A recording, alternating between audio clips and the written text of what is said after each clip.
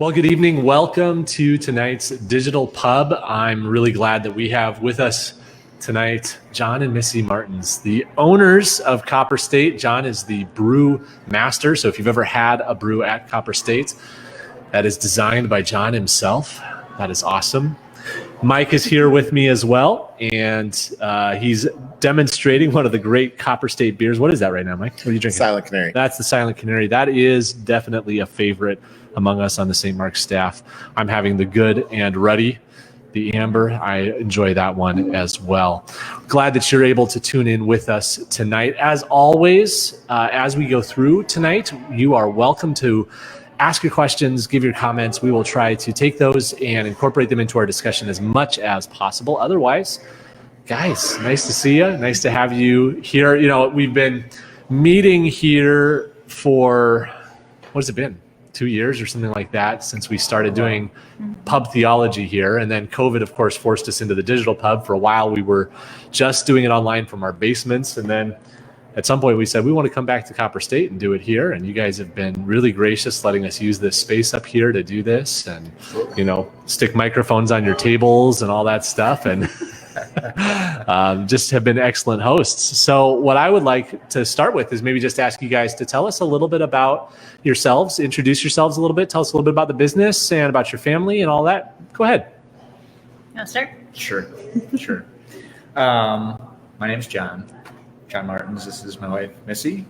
We jumped into the restaurant brew world endeavor probably, well, the building we purchased a little over five years ago. The discussion started a little the summer before that. So we have 4 kids who run around this building a lot and get the real life world education on the ins and outs of running a business. And some people homeschool, we brew school. Okay. Yeah. Brew school at a brewery. I'm betting your kids are learning a lot about the science of fermentation and that's science class. Yeah, definitely. And biology. Oh, right. And then they're getting economics from learning the business side of things. Home ec in the kitchen. Yeah, and a little bit of, the people interaction, Okay. So some sociology in there. Yep, Yeah. a little politicking too. So Right. You're raising entrepreneurs. You guys are going to have small business owners. They will either love it or hate it, one or the other, right? So, but so I was engineering before that. Missy was taking care of the kids and teaching them all the things. When we lived in St. Paul prior to moving back to Wisconsin. We certainly didn't start this endeavor on our own. In fact, there were all family and friends, 7 couples total that helped us take this jump. So, yeah, it's been a journey. Yeah. I read somewhere, I think maybe it was on an article or something that you guys had published or somebody published about you guys, that you really never did anything with brewing beer before Copper State. Don't know if we should tell you that or not, but yeah. Well, apparently it's all live now, but it was in that article before that. So you didn't tell me that in confidence. But what was that like? What was the decision-making process in your mind when the opportunity came to be a brewmaster and you're like, I've never done this? How did you come to the decision to do it? I think that's probably just, I don't know if it's my personality, but I enjoy the challenge of learning new things. So okay. We were in the throes of building a really elaborate patio on our Minneapolis or Minnesota property at the time, which was completely new to me, but about a year in planning for that for me. And in the throes of that, the phone call came from my brother-in-law, Bill, and he said, you want to learn how to brew beer? Missy's like, we're moving, aren't we? Yeah. So, no, I enjoy the challenge. It certainly is. It's a different kind of stress, but I enjoy it.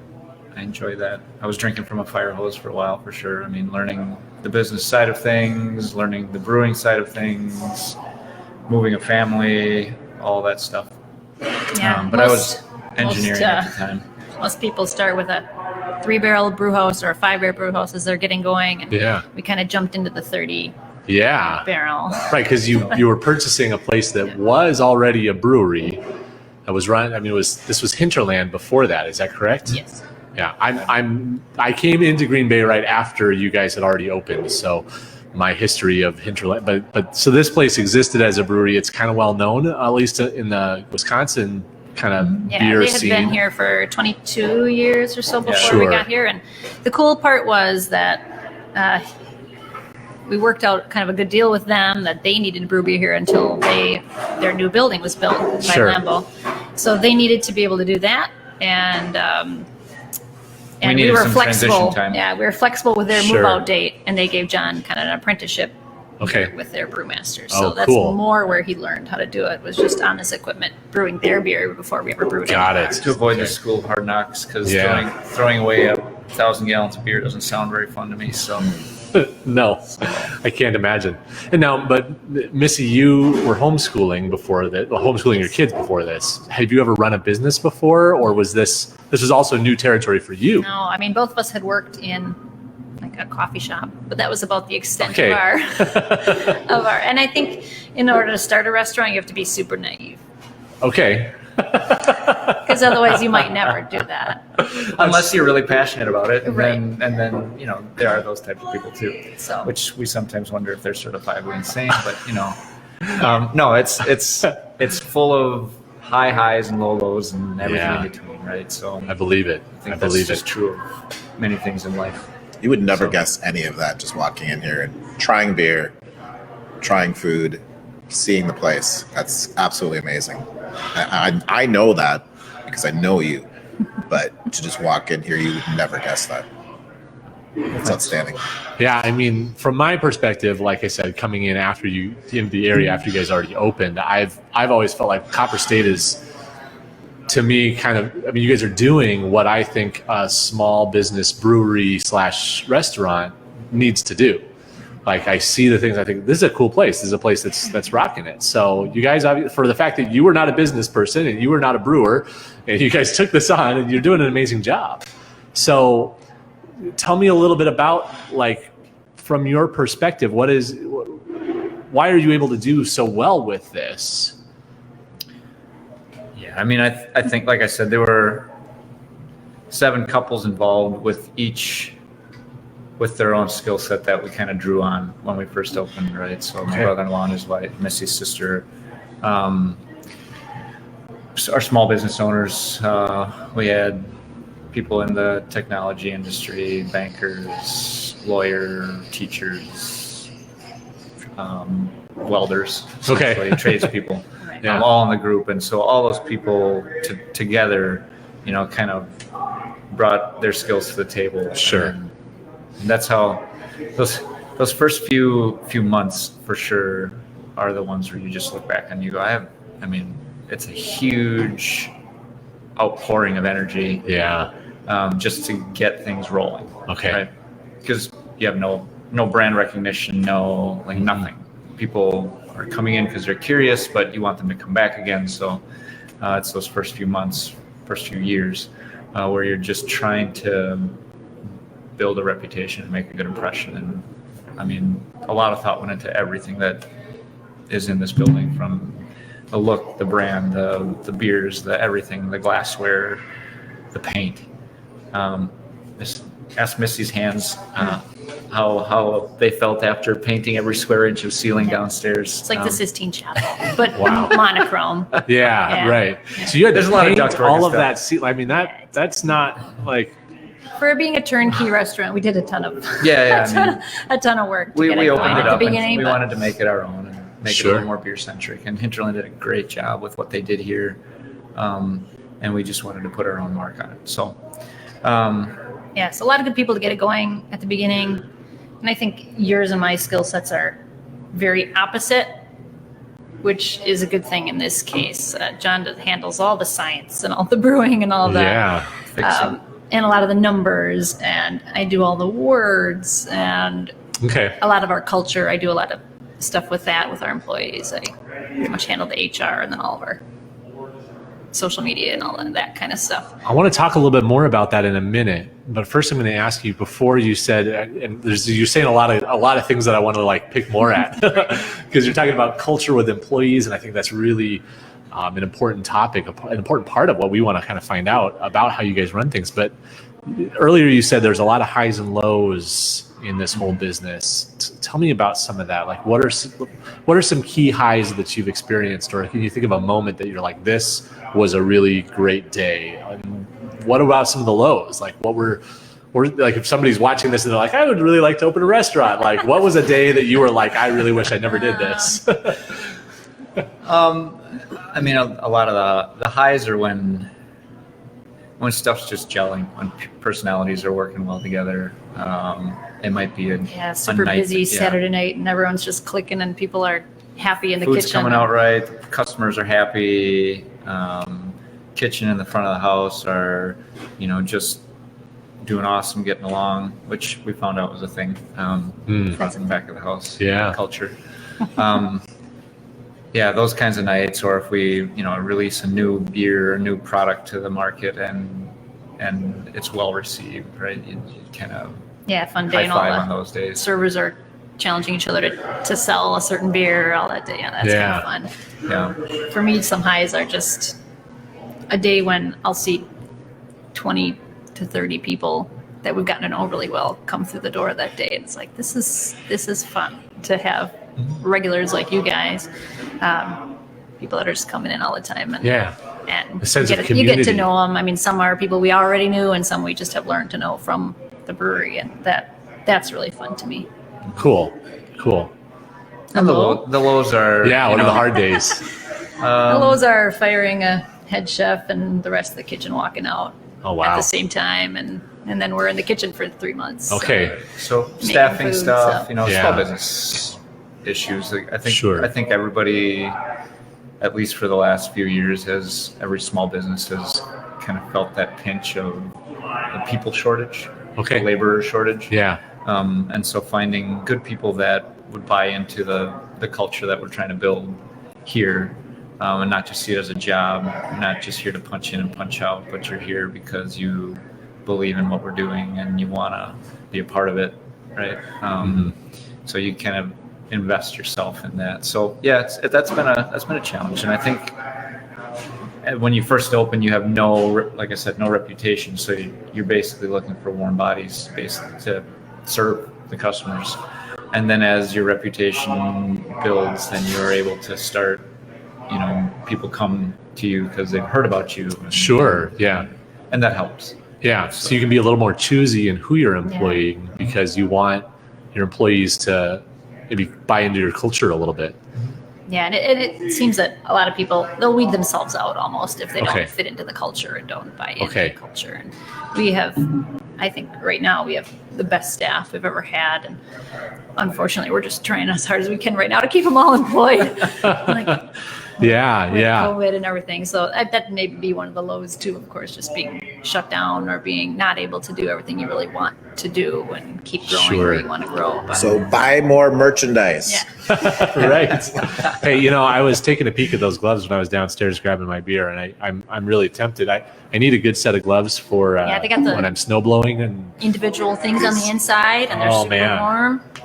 Yeah, it's very tempting, but so boy, there's like I said, a lot that I want to kind of tear open with you guys as you're talking about this. Talk about culture. So you guys are Jesus followers. You are Christians who are trying to push your faith into practice in every aspect of your life, including running a business that I'm sure you're bringing in employees who don't necessarily believe the same as you. And I mean, I'm not I would assume you're not necessarily asking them to buy into your faith culture before they come on employment. Right. But you are seeking to influence them. So tell me a little bit about that. How does your faith play a role in all of this? What do you do with that? How much do you push that? How much do you try to emphasize that in the culture? That's really broad. So just go. So I mean, obviously we don't silo our faith life and our work life, right? It's one and the same all the time. So when we're writing our employee handbook or things like that, it's not explicit in there, but it's the underpinning of Sure, what yeah. we're doing, right? So so there's that, but I'd say largely it's we are with the people that are in this building so much that it's like we won't practically spend as much. Well, I'd say this, when in my previous job I spent more time with the people I worked with than I did almost with my family. Now we're all here, so my family, I'm with them as much as I am with my second family, which is our employees, and we try and do life together, right? So if everybody has ups and downs, challenges, struggles, deaths in the family, and you just be there. Yeah. And when the opportunities present themselves for conversations, we have them. You know, questions come up, we answer them as best we can. We've shared books, there's been a Experiences few that shared. have come to church with us. Okay. A couple That's times, cool. which is fun. Was that a difficult? I'm really interested in that. Was that difficult to do that as a like boss to employee? You know, did you do the inviting? Did they do the asking, or was it just sort of an organic thing? How does that happen? When we went and picked up, so he had said, "Yeah, I want to try it with you guys. I want to come," and didn't come. And then I'm like, "All right, we're just going to pick you up then if you really want to come." So okay. So we just drove to his apartment and picked him up, and he came once. It's a mix. It's a mix. I mean, I think, and it's not just our employees too. It's the customers too that we've interacted with and become friends with. But yeah, no, certainly that's a different dynamic. It's never been forced on any of our employees, obviously. Okay, right, yeah. But they know. I mean, we're closed on Sundays. That is right there a statement where it's the Chick-fil-A model, right? We're not going to be open. We're not going to do special things on Sundays. We're never going to ask you guys to come in. We need a day of rest for our family and to go worship with our family, and we want you guys to be able to do the same. Sure. That itself is kind of a big thing. There's been some like, oh, maybe we should be open this coming Sunday for this whatever game. And no, we're going to be at church, and they know. That's part of. That's really awesome that you're taking a principled stance too, right? Like you're saying, like we could make money, we could increase our brand, we could attract a crowd, but we're standing on a different principle than make money, attract a crowd, and increase our brand.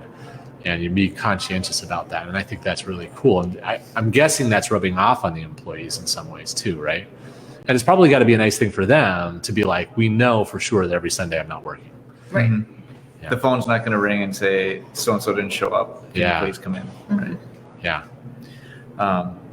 Which happens more often than you think. I was just going to ask that. That might be one of those. We need that day at our house. Yeah. So that the kids know we're not going to go into the brewery. Yeah, no, like I said, I think for us it's just the particular approach with our employees is just, again, then build the relationship, know that hopefully they feel comfortable enough coming to us with a question. Yeah. Hey, I'm having a rough go. All right. Can we talk about it? And that's happened a couple times, couple 2-3 times, as the Wisconsinites say. Yeah, I mean they're watching us parent. Sure. A lot of times here too, because that happens here. Yeah. So they're seeing that. They're seeing how we use. We don't shy away from talking about Jesus or doing our Bible studies here, or we've invited others to do the same with us if they want to, and it happens, but it's much more organic than. At this time, we're going to be doing this, and it's just very natural. Do you feel like that ends up putting your life on display in a way that's like, is that in your comfort zone, or is that stretching your comfort zone? Feel kind of like you're in a glass house in a way? No. I mean, like I said, it's not a silo. Yeah. It's just who we are. Yeah. Right? Okay. I mean, we make very conscientious choices about the music that they can play in the kitchen, and they know that. There's been some that have tried in the past. We're like, no. That offends me and my faith, and that you're not going to play that in our restaurant. And Sure. so even little things like that are ways to show, no, I don't like that. One of the things I love that walking in here as a customer is a great thing for me, but at the same time, you know what I do, and so I'm also able to build those relationships with people here as well. Just being here, having coffee, having a beer, having dinner, being present, and so you know who I am, and you can pass along different people who may need something as well. And so it's been an honor. Yeah, we have referred a couple people to Mike. It's been an honor to do that. So That's thank awesome. you. I know a guy you should talk to. Yeah. He's real good at talking to people. Yeah. That's a really cool thing, and I think that just having the connection to a local faith culture, as a business, and knowing kind of how to refer people.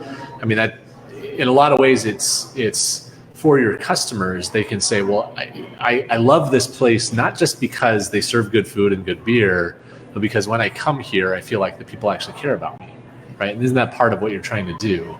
So that gets me to the question, though, which is, so your employees know that you guys are a Christian couple. They're like, we know that our bosses are they're Christians. They're living by principles. Do you think that your customers know that? Do you feel like that's like, and you can go too far, right? Like, I mean, you go into like the coffee shop that's like the Christian coffee shop where like there's like nothing but Christian decorations everywhere, and you almost feel like it's there's like a Bible verse on your receipt, and you kind of feel like they're trying to like use it as an evangelism opportunity. And I don't know if that's even like I'm divided on how wise that really actually is. Right. I think you end up being a little off-putting to some who might never even come in then to get to know you. Yeah. It kind of becomes the place that people go if they're a Christian already. They're already sold on the message. Right. And if you're not a Christian, you're sort of like, that's not my place. Yeah, so we'd just rather live it. Yeah. And be warm and welcoming and all the traits you should be as a Christian person, and then hopefully lead people to ask, why are those kids well behaved? Why, what's the deal with? They never asked that about our kids.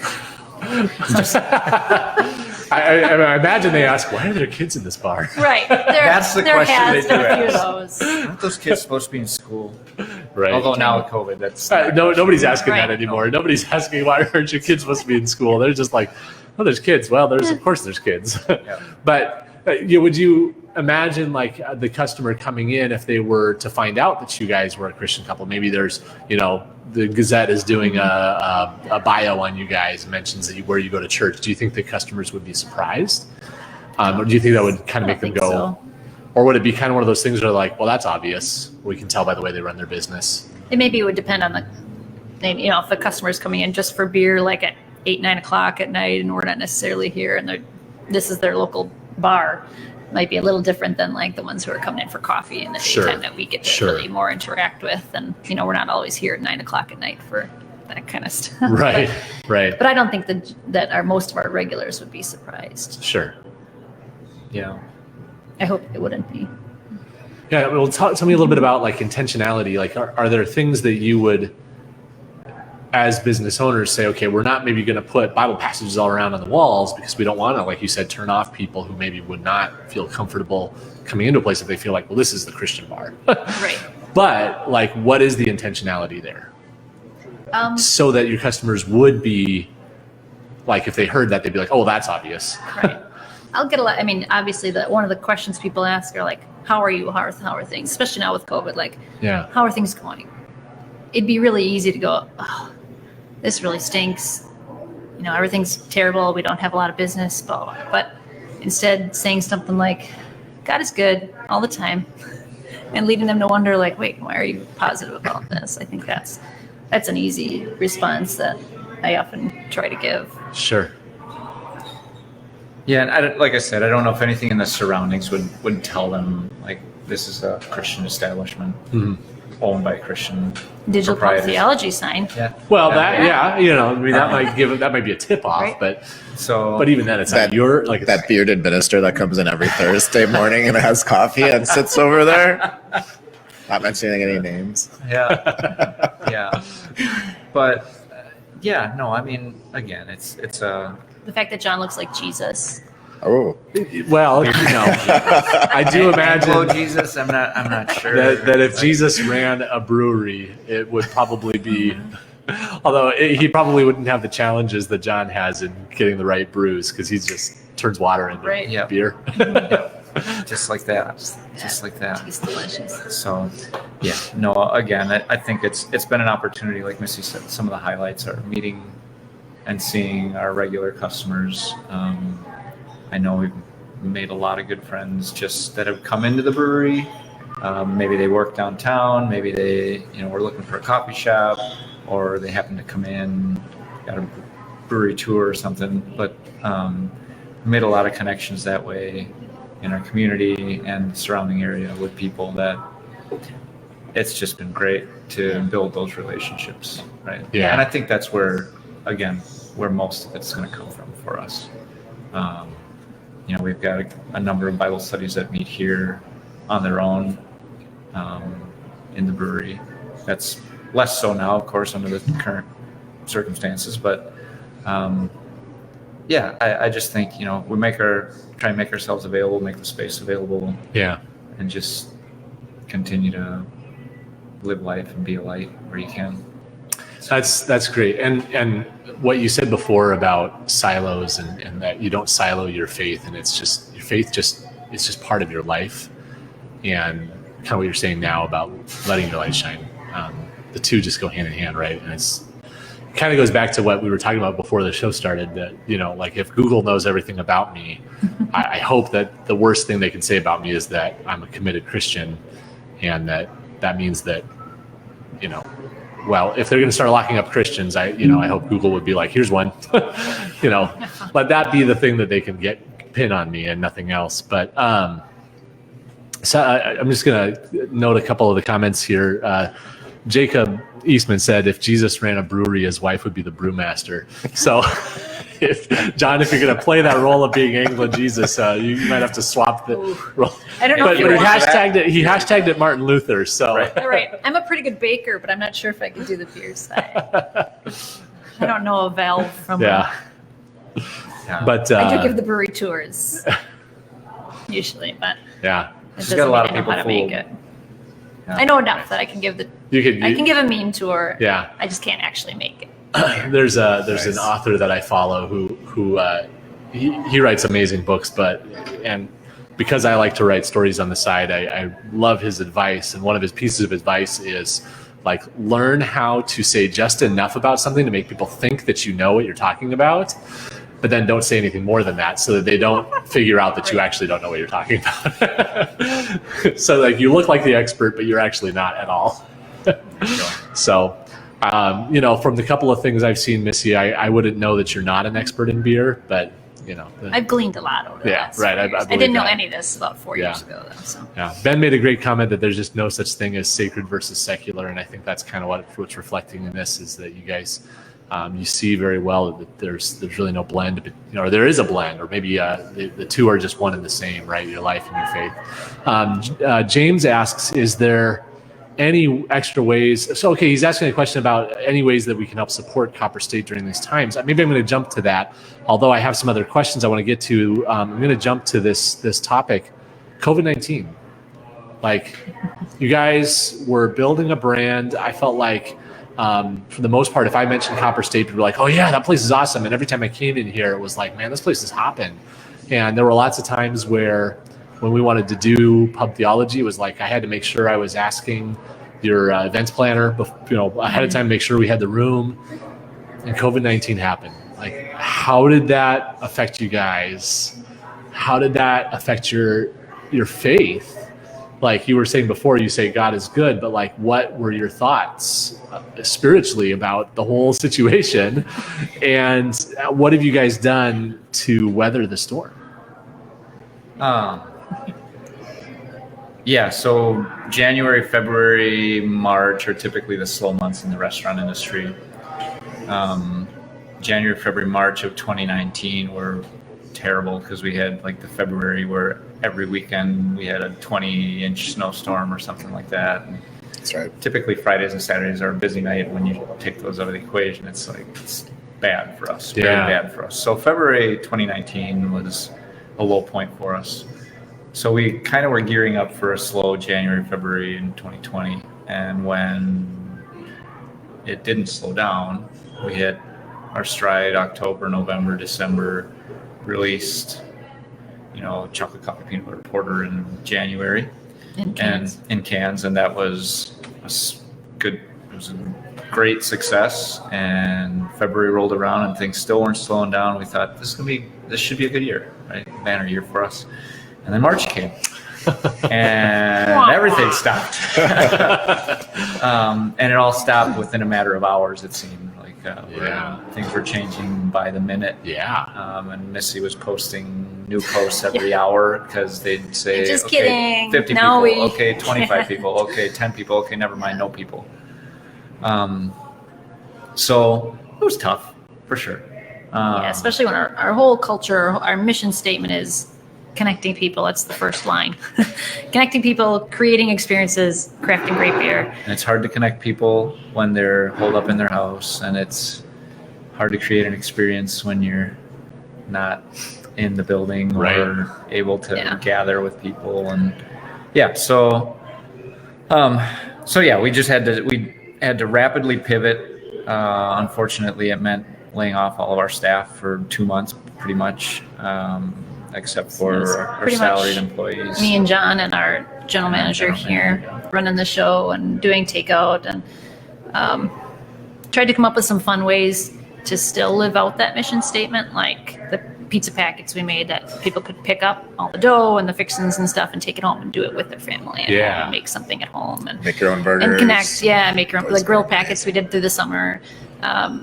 We can still do the pizza packets now if anyone is interested in those. The grill's probably not as big of an idea right now. I don't know. Winter's starting, but some people do. Absolutely. Yeah, we tried to do some fun social media stuff, some videos, and start a little hashtag. Grilling all winter. There you go. So in general, those are some long days. You stop, and there were some other things in motion too, some business plans that we had that you go, well, Lord, that was my plan, but it's obviously not your plan. So, and 100% of the time, whenever I have those thoughts, it ends up being, well, Lord, your plan was much better. I see that now. Yeah. And we're still waiting to see that, but it's going to come. Well, there's certain aspects of it that we've already seen that you can. Yeah, his plan is obviously he knows. Yeah, he knows the big picture, right? Sure. And in the grand scheme of things, it's a break tap, if you will. I will come out of this. People will come back out again. Yeah. What it will look like, I don't necessarily know 100%, but as soon as we were able to open back up again in May and into the summer. May, June, July, August were amazing. Right away. Back in being busy, which was great. And the outdoor patio area was huge for us. Yeah. I noticed every time I'd come by, it was like that place was full. Right. Even if the indoors, you had to kind of have the space, but the patio was just people were out there all the time. So as it got colder into September, October, that's where we really had our slowdown now. Yeah. So. Yeah. And then anytime a new recommendation or executive recommendation or mandate comes out, then obviously that affects us. Right. We usually we figure that there'll be at least 2 to 3 weeks of slowdown. In this case, that combined with the cold weather, where people don't want to sit and eat outside in the 30-degree weather. I mean, we are Wisconsinites; we're hardy folk, right? And you got those nice little heat lamps. Those are amazing heaters out there. Yeah. So you could stand out there for a long time. So people keep asking, well, why isn't your beer garden open? I'm like, it is if you want to sit out there. We just don't have anybody staffing it full time right now because it doesn't make sense staffing wise. But we can still bring food out to you and that kind of stuff. If I'm people sure your really want to sit employees out there. appreciate that you're not like, you're posted outside now. Like 30 Get your degrees. Copper State mittens on, go. And I mean, I'd be lying to you if I told you I didn't have days where I felt like crawling up like Elijah under a tree and falling asleep. Just like, how long, Lord, can we please be over now? So, yeah, again, high highs, low lows, Yeah. everything in between. It's Yeah, we're almost assured every time we think things are going really well right now. We're like, stop, don't say that. Things are going really well. And it's like, oh yeah. The Lord's always like, I think it's just a lesson in patience. Sure. I was going to just ask We you that. pray for patience, but we never like how God teaches us to Yeah. be patient, right? So I was going to ask you kind of two questions there. Number one is, it's always dangerous to pick at the mind of God, but what do you think God has been teaching you guys specifically through this? And then maybe my second question there, along with that, is what are you praying for? yeah, it's hard not to just pray for it to just go away. Okay. Although I'd be lying if I didn't just say, Lord, just please, can you make it end anytime now so that people come back out? I think a lot of people are praying that. I know. Right. So it's okay. The squeaky wheel for the Lord. That might Yeah. work. No, I mean, it's multifaceted in this year that a lot of people have dubbed the dumpster fire of 2020, right? Yeah. We've got political stuff, and we've got social stuff, and we've got pandemic stuff, and all the regular hardships of life are still there too, right? So you add just those extra stressors on people. So yeah, just prayers for just people being kind to each other. Okay. Finding some peace with, man, we don't know the plan. Yeah. Yeah. Yeah, and again, hoping through how people can see how you've reacted to it, that they'll question something else. Like, Sure. who knows how the Lord has been working through any of that right now while we've been going through all this. Yeah. I'm going to go back to James's question here, which was, are there any extra ways that people who love Copper State can help support it? It's kind of an interesting question, right? But like, Sure. if I'm a person who says, I want to see Copper State succeed even during this difficult time, I can come in and buy food and beer, right?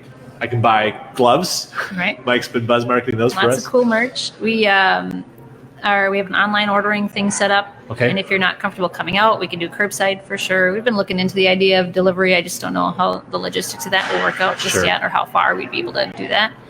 But yeah, gift cards are a great idea. They'll help get Yeah. through now, and then you can always use them later. You can even buy things like a tour package for somebody that you can give to someone, and they can use that later.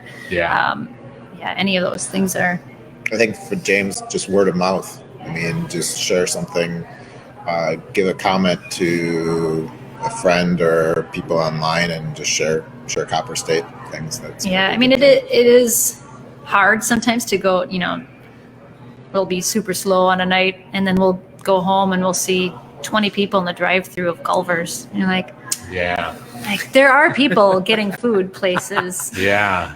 Yeah. So I know it's not always people's first thought of, or should get takeout tonight, a brewery. It's not always a thought that way, but we can do all of that and come on in and buy some beer while you're at it. Yeah, any of that helps. Sure. I liked what you said about the gift card. I remember encouraging that a little bit back in March and April, trying to tell people, take the money you would spend to go out to eat right now and buy a gift card from your favorite restaurant. It's not going to expire. Because you might not use it until next fall, but next fall you'll have a gift card where you're gonna be like, we should go out to eat tonight. Oh, that's right, we've got that Copper State gift card. Let's go out to Copper State. And now we've already spent the money. We've already front loaded it. We don't have to even think about how that fits in our budget now because we've already spent it. But at the same time, it would help your business weather that storm. Even if now, you guys are open, but I might be somebody who's sitting in my house saying, yeah, the bar is open, but I still don't feel like I'm comfortable sitting in a bar. That's okay. Buy a gift card now and go and do that. Yeah. Yeah. Cool. Yeah, we sell coffee by the pound too. So if that's something you get and you want to, we can do coffee and Michael doesn't know anything stuff. about Yeah. that. Good smoothies though. Yeah. My kids love those. That's great. That's the reward. That's something good. Okay, we'll go to Copper State and get smoothies for the kids. I like it. Yeah. It's a cool idea. There it is. Where do you go in scripture as small business owners? What is your go-to? Like when you are looking for direction, or you're looking for wisdom, you're looking for guidance, or maybe you're looking for comfort, peace. What sections of scripture really resonate with you kind of in your identity as a small business owner? Psalms are always good. Philippians, Romans. Joy. So Joy. Joy. Okay. Rejoice. And also- Rejoice. Yes. Rejoice. Rejoice. Say it again. Rejoice. If you're in prison, or if it feels like you're in prison when you're in the kitchen or something, right? I think that's probably us. Something that's true all the time is, Paul talks about found the secret of being content, right?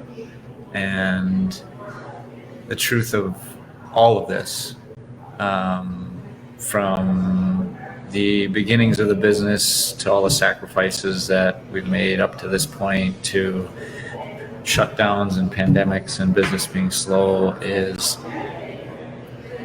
God is taking care of us from day one and never fails to keep that promise, right?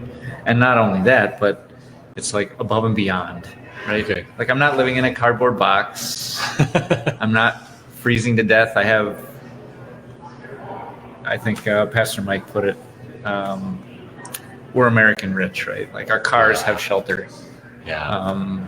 We have heat at the house. I have hot water to take a shower with, right? Yeah. So it's over and beyond, above and beyond, just blessings upon blessings. So Sure. when I stop and think about that, like there are certainly businesses that are struggling a lot more than we are, and I'm thankful for the fact that we are where we are at this point, 9 months into the pandemic. Right? So yeah, I think during that whole shutdown part, it was so crazy to see who did come in and get takeout at least once a week or so. Like it was just fun to see and super humbling to see the people who were like, I really just want you guys to make it. I need you guys to make it. I'm gonna help you out. And it was so cool to like a ton of our homeschooling friends and families that we know through that who just totally supported and went above and beyond, and other it's people. like every Tuesday night there'd be a string of tickets, and they were all. And all the like homeschooling kids have a families. ton of kids, so that was like families of 8. Like yes, That's awesome. Yeah, I know for so myself, great. like during the whole March or April or whatever, I remember having a long discussion with my wife about how much beer am I actually going to buy at Copper State when I go later on to pick up the pizza packets. And she was kind of like, okay, I'm totally into supporting this business and they're friends of ours. I'm all for it. But like, you don't drink that much beer. Like, what are you going to do with it? And I also discovered, by the way, that I made the mistake of getting one of those crowlers, the can growler things, and I set it on a shelf in the basement, and I just left it there. oh, And about 2 weeks later, I was down in the basement.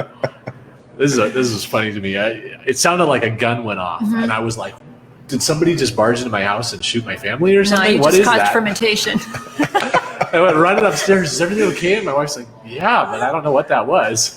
I was like, "What was that?" And I walked back downstairs, and I could smell beer, and I was like, "Oh no!" Was it one of those slushies, like the fruited ones? I think it was one of the fruity Yeah, ones. those you got to keep cold. I think it was a mango, and it had exploded on me down there. It took about 3 weeks before the shelves because it was like wood shelves, and they just soaked it up. It smells I delicious. didn't mind, but my wife's like, every time I go to do the laundry, it smells like beer. Oh yeah. Yeah. Yeah, but public service announcement, keep those cold. You can start active fermentation again. But I think the point of the story is that it was good to be able to say, you know what, like we want to help a place like this keep going. And so it's good that you had other customers who were thinking the same thoughts, because you guys had built a community. And so maybe that's the next thing I want to talk a little bit about is think about bars and restaurants as community. Like that's part of what makes them special. Like Culver's serves you food, but you go through the drive-through, you get your bag of food. You don't necessarily know all the people who are working there. I mean, unless you're like the person who goes to Culver's 3 times a week, but like you go to a bar, you sit for a while and you talk with the employees and you get to know the atmosphere and you get to know the other regulars and stuff like that. So how do you see yourselves positioned to build community, or what are some things that you're doing to build community? Yeah, I mean, stuff like what you guys do.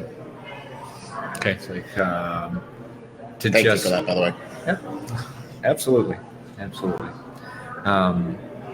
We try and partner with some of the local nonprofits that are actually downtown to do either to support them via events or fundraising here that we host for them, or there's a male mentoring nonprofit down the road that my brother's keeper that does really good stuff. But we work with the arts community downtown too. We're very specific about what we do donate to and some of the things that we work with. And how do you make that decision? Like, what do you get approached by these nonprofits or other organizations? Usually, I mean, there's a donations thing set up on our website. We should put that caveat in there. Like, there isn't a single day that goes by that we don't get some requests for a donation. Even during COVID. Okay. Right? Yeah. So, which makes me laugh a little bit. Like, right now? Okay. Right? Yeah, really? But there's some of them your that are question very worthy, and we is do. appropriate, right? Like, how do you decide? Yeah. And because there's a million of them out there. And for us, it truly just kind of, it has to dovetail with a couple of things, one being we want to be a part of this community right here downtown. We are, an quote unquote, an anchor tenant, if you will, as a business. And so we want to contribute to the growth and development of this area and just like arts, culture, education has kind of been more of our focus. Like, we're not a sports bar. We're not gonna sponsor your son's baseball team. That's not what we do. Like, we're not gonna be the big Packer place. That's not us. We'd rather have way fewer TVs because we want people to gather and talk and that kind of stuff. We're not a sports place, so we don't do a lot of stuff in that realm. Yeah. That said, we do have the Brewers games on, and Sure. But I mean, like, I'm not going to be donating to this hockey fundraiser or whatever, right? Which, by the way, I really appreciate. Can I just say that as a side comment? When I do bring my family here to eat, like, you go to some restaurants, like an Applebee's or whatever, and it's like, I mean, my boys have enough screen time as it is. Right. And the last thing I want to do is take them to a restaurant so that they can sit there and stare at a screen up on the whole time we're sitting at the table. Yep. And I've always tried to, like, actively avoid restaurants that have a lot of TVs. So I really like that I can come here and it's like, well, there's a TV by the bar, but we're not probably sitting there. Right. So yeah, that's the only one downstairs. Yeah. It's downstairs, but better. But so if we could take people's phones away, we would. But as a general rule, when we walk around downstairs, when people are around, like, I don't see a ton of this. Well, it is, like, it's my favorite just to watch everyone just interacting with each other and to hear the laughter, and that's one of my favorite things. Like, what do you think about that, Mike? The idea of, like, what if they had a basket at the door that said "drop your phone in the basket," or like a phone check? I'd be all for it. Yeah. I think people would. Do you think, like, if you walked into, like, you love Copper State, so you would do it anyway. But if you walked into a bar that you didn't know well, and they said, "Here's a phone check," we don't let people look on their cell phones when they're in this place. Sure. Would you do I'd it? leave and say, I'm going to go back to Copper State.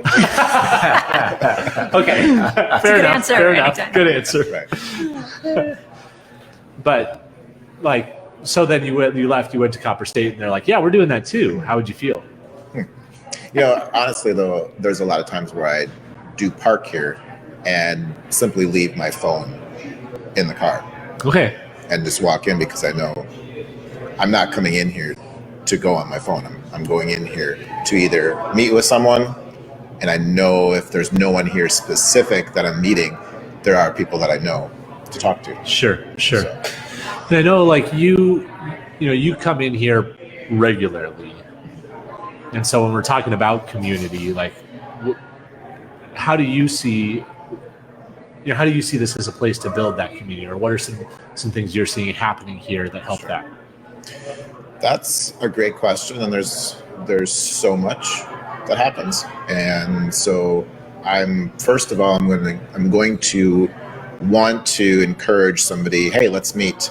I know this place, and this is a great place to meet. Whether it's for something in the morning for coffee, whether it's something in the evening over a beer, I know that this is a place that I can share with someone and say, let's meet at Copper State. Yeah. So it's one of those things where you might be surprised. I'm not I'm very much you would think I was an outgoing person, but I'm very much the opposite. And so if I get done with something like this, I'm just going to go home. It's like I need my peace. Sure. But I do love being out and just having conversations with people. And so one of the things that I like about coming here is I'm comfortable walking into the doors, not having anyone that I'm scheduled to meet, knowing I may strike up a conversation with someone. Okay. I may have somebody come over and talk to me. I know there are workers here. I know the owners here who I can have conversations with. And I look forward to that. Yeah. And so I don't necessarily have a set meeting sometimes with people. I just walk in the door and You're looking forward to. Do you pray that prayer of like, Lord, let me have a conversation today? Have you ever prayed that prayer? Absolutely. Yeah. I love that prayer of that, because that's almost a scary prayer. Yeah, it is. It's kind of a dangerous prayer. It is, because God often answers with a and yes. I encourage people to pray that same prayer. Yeah. Pray for, Lord, give me an opportunity today to meet somebody and to share your love, to help them in some way. And so while I've said that prayer, I do appreciate the opportunity to pray more once I'm here for the people who are a part of this place. Sure. Yeah, you talk about some of the lows. I think there were a few days when Michael just happened to walk in at the right time when we had a few lows, and I could tell that something was wrong, and we got to talk and pray together a few times. So, cool. That is cool.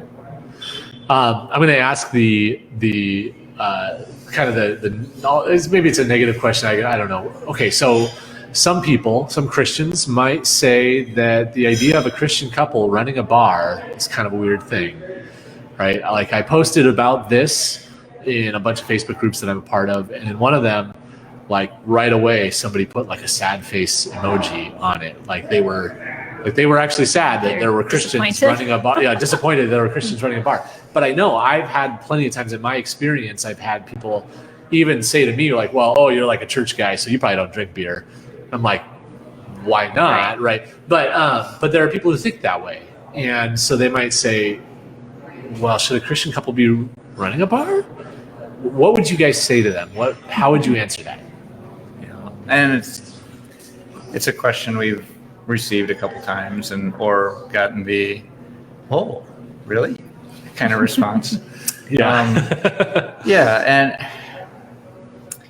I think it's because alcohol is perceived by its abuses. Sure. But if you perceived many of God's gifts by their abuses, right? Like, you could say that about sex. You could say that about, like, so when we talk about alcohol and a bar, the Bible talks about wine that gladdens the heart. That Jesus' first miracle was turning water into wine. Yeah. If that was sinful, then that wouldn't be something he would have done. But it's what our sinful nature does with that makes it sinful, right? Like if we drink to excess, So do I think running a bar should not be something Christians do? No, absolutely. I think we should. If anything, it puts us in a place where we can be in contact with people who need to see the light and need to hear about Jesus that much more. I don't condone alcoholism any more than I condone any other sinful lifestyle or behavior. And there are responsible ways to serve alcohol, to run a business, to be a bar, right? And so, yeah, if anything, I think, we're, and by no means is this an exact parallel, but where did Jesus go to live? But, into the places where the people that were rejected by society lived, right? Yeah. And he got to minister to them because they were hurting. There's lots of hurt in the world, right? A lot of people that Find out a lot sitting at the bar. Yeah. Yeah. So, yeah, I hope that people can see it that way. Sure. Again, I don't run my business in a dishonest way. I don't run my bar in a way that would ask my employees to do things that are unchristian and ungodly. Employees are usually pretty surprised if they ever see me drinking anything. So. Right, and there's nothing wrong with enjoying a beer. Yeah. Right. I loved a lot of what you said there. There was a lot of wisdom, especially kind of towards the beginning there of your answer, John. You said that we don't judge things by the way that our sin abuses them, and that's so true. That God has given us so many good things, and yes, we're capable of abusing them, but we don't evaluate the goodness of them on the basis of people's sinful use of them. I mean, any more than I would say that, well, phones are bad because I can use it to say, well, no, the phone is a good tool. My car, I can drive recklessly, but that doesn't mean my car is a sinful thing. Same with beer. I can enjoy it. Like you pointed out, too. I love that verse, by the way, the wine gladdens the heart. So, cool stuff. Thanks for that answer, because I think it gets at